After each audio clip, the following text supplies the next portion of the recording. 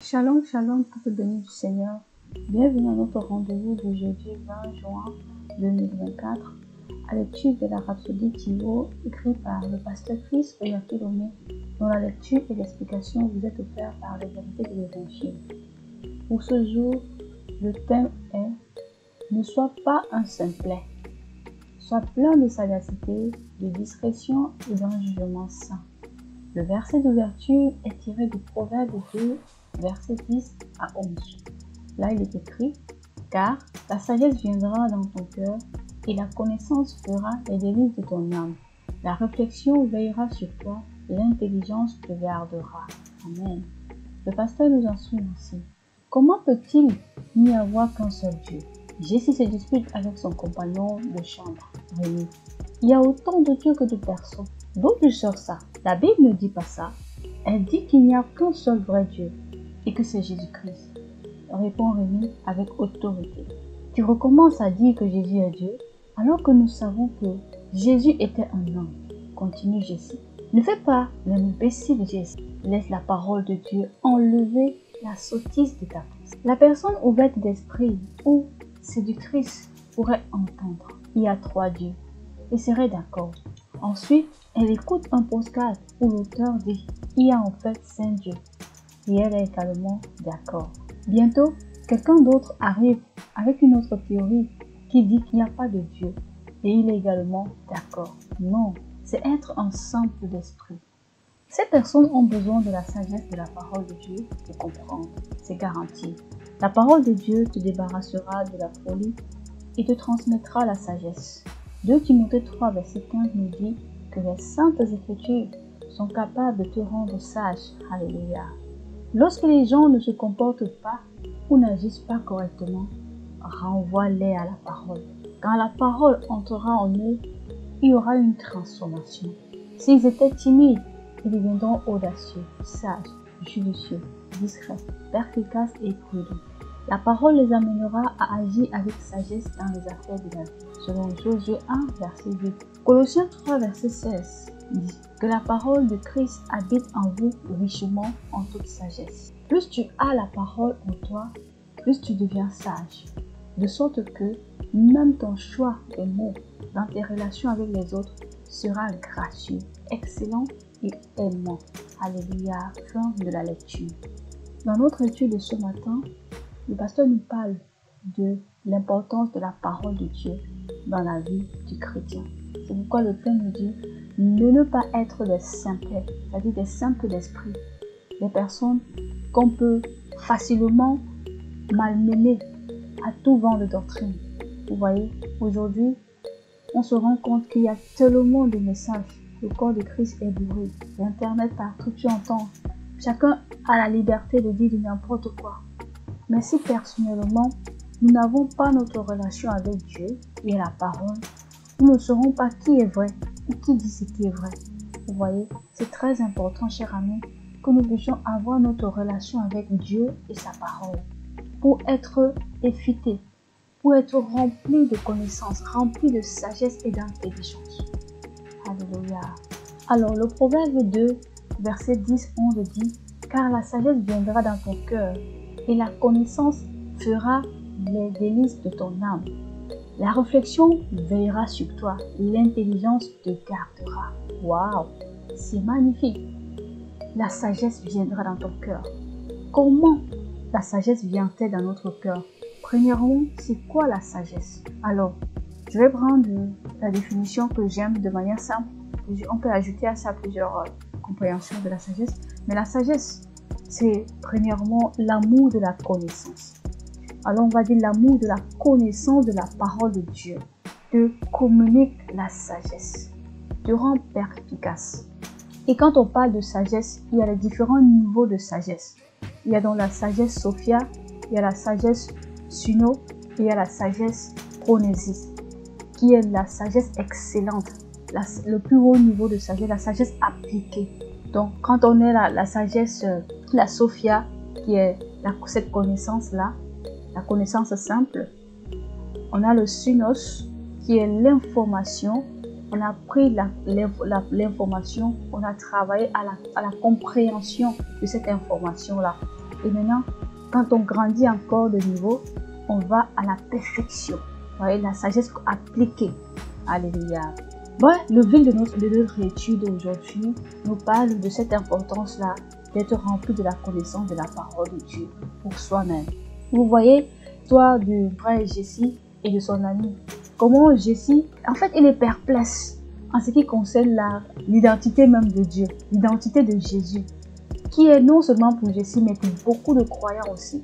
Qu'en dira-t-on des non-croyants? Si déjà lui, il a ce doute-là en ce qui concerne l'identité de Jésus en tant que Dieu, combien de fois d'autres qui ne connaissent pas encore Christ? Vous voyez? Pourquoi? Ce qui le manque, c'est la connaissance de la vérité de la parole. Alors, la Bible nous dit que Jésus est Dieu.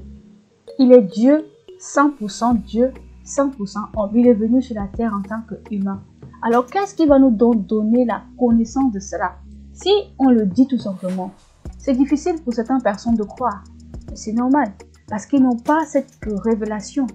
Vous voyez, c'est la révélation qui apporte de l'intelligence. Il est dit, la révélation de ta parole donne de l'intelligence aux simples. Elle est claire et elle donne de l'intelligence.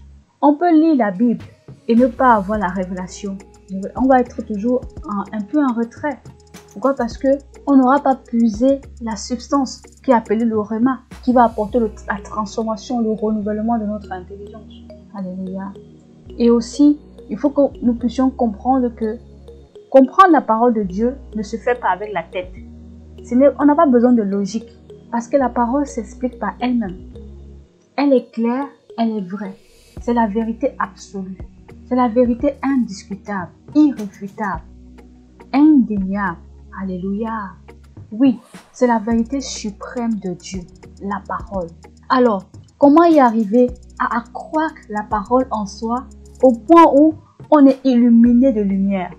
Bien-aimé, c'est pas deux chemins, c'est l'étude de la parole, c'est la méditation de la parole qui va nous amener donc à cette compréhension exacte de Dieu, à cette compréhension exacte même de l'amour de Dieu, à cette compréhension exacte des mystères de Dieu.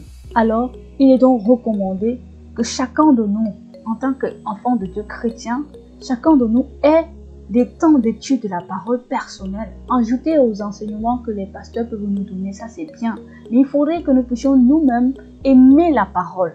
Parce que pour grandir en sagesse, rappelons-nous, Jésus grandissait en sagesse, en statut et en grâce. Comment il grandissait? On le voyait aller dans les synagogues.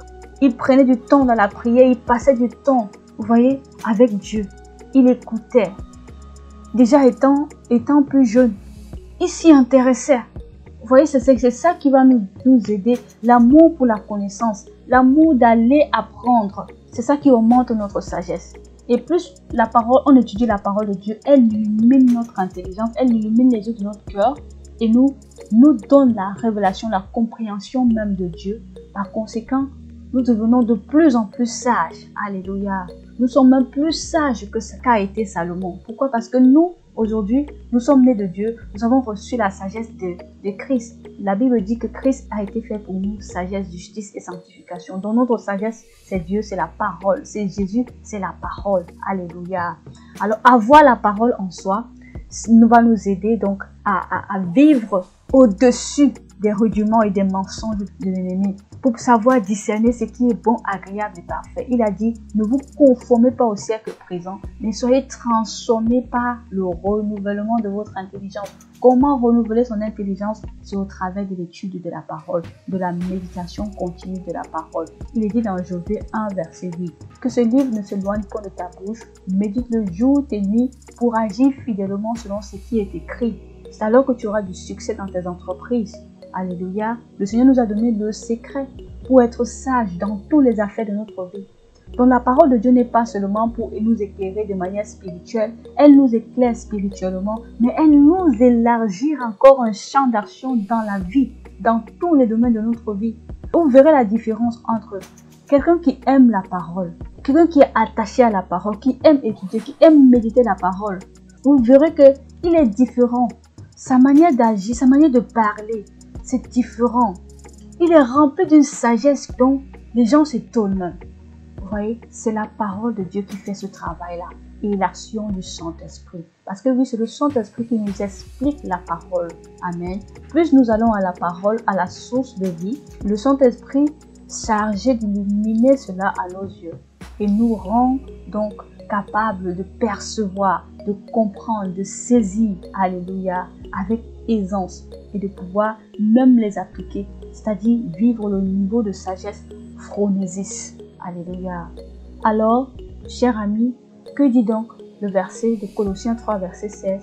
Il dit que la parole de Christ habite en vous richement en toute sagesse. Gloire à Dieu.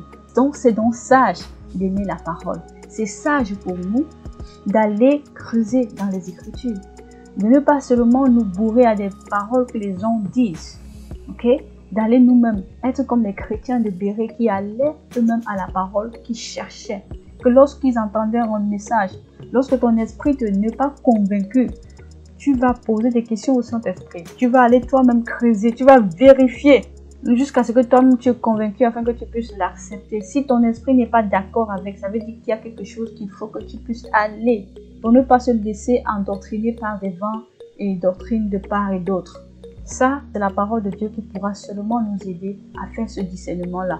C'est la parole de Dieu qui est le filtre par excellence pour canaliser tous les mensonges que l'ennemi enverra au travers des différentes personnes ou au travers des différents assauts que nous rencontrerons tous les jours. Chers amis, il est recommandé donc d'aimer la parole. Paul a dit, je vous recommande à Dieu et à la parole de sa grâce qui peut vous édifier et vous donner le salut. La parole de Dieu, ce n'est pas une option pour nous. Aimons la parole, grandissons dans la parole, étudions la parole, méditons la parole, de sorte que notre esprit soit illuminé, que les yeux de notre entendement soient éclairés. C'est comme ça que nous grandirons en sagesse. Nous démontrerons des choses excellentes, exceptionnelles. On n'aura plus de conflits. On ne pourra plus être malmené. On aura nous-mêmes la compréhension. Alléluia. Gloire à Dieu. Et nous pourrons aussi éclairer les autres. C'est pourquoi nous pouvons parler de la part de Dieu et les autres entendent. Nous ne serons plus dans des discussions inutiles, des discussions vaines, mais nous serons sages pour poser des bonnes actions. Plus on a la parole en nous, enracinant la parole en nous, manger et boire de l'eau. Donc c'est ce travail-là que nous faisons. Nous prenons la parole, nous mangeons la parole, nous assaisonnons avec notre relation avec le Saint-Esprit, notre communion avec le Saint-Esprit. Et nous nous remplissons. Alléluia. Glorie. C'est glorieux. Hein? C'est glorieux. La parole de Dieu est glorieuse. Alléluia. Merci Seigneur. C'est la parole de Dieu qui nous rend donc sages, capables de faire des bons choix dans la vie. Que lorsqu'on veut aller, lorsqu'on est un peu perturbé, on regarde à la parole, c'est la lumière. Le psalmiste a dit, ta parole est la lampe à mes pieds, une lumière sur mon sentier. Donc avec la parole de Dieu, on a le chemin. Notre chemin est éclairé, il est illuminé, il est radieux. Notre vie devient radieuse. Nos choix, tous les temps, sont toujours bien faits. Pourquoi? Parce qu'on est appuyé sur la parole de Dieu.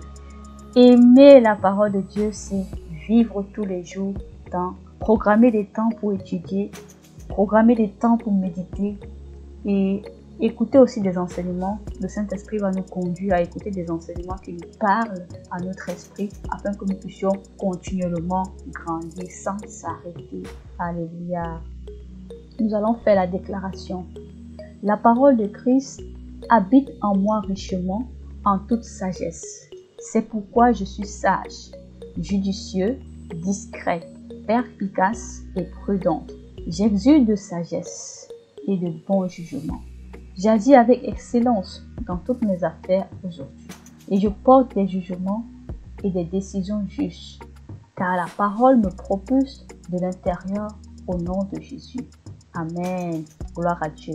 Le pasteur nous encourage à étudier le chapitre 1er du livre des Proverbes dès aujourd'hui. Et pour les prochains jours, nous pouvons continuer à étudier toujours le livre des Proverbes pour grandir dans la sagesse. J'allais ajouter encore quelque chose, un autre secret. Il y a une prière que Paul a faite à l'église des Éphésiens.